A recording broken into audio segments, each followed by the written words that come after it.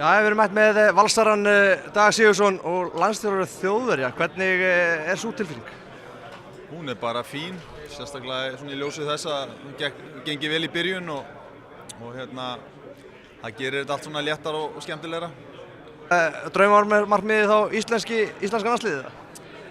Nei, ég svo sem ekki með neinn svona drauma störf á lista sko. Maður svona tekur það sem að manni finnst henta hverju sinni og reynir að framfleyta fjölskyldunni. En núna hefur þetta mikil áhrif á áhugamál þitt sem veiði, ekki satt? Já, nú get ég farið að veiða meira. Nú verð ég ekki lengur í Bundesligunni og nú get ég farið að veiða aðeins meira á sumrin. Þú ert í góðum félagskap sem heitir Urriðinn. Geturðu sagt okkur eitthvað frá þeim hóp? Já, þetta svona 6 manna grúpa sem búin að veiða saman hátt í 25 ár og fer á hverju sumri nokkrar veiðiferðir og heldur hópinn og árshátíðir og hvað þetta allt saman heitir. Hver forsetinn í ár? Jón Halldórsson forseti Urriðans og hefur verið í hátt í 25 ár.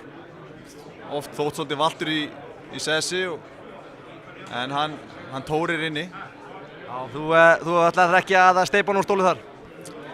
Það hafi verið tími leitað en ég að hugsa minn gang. Takk fyrir Dagur.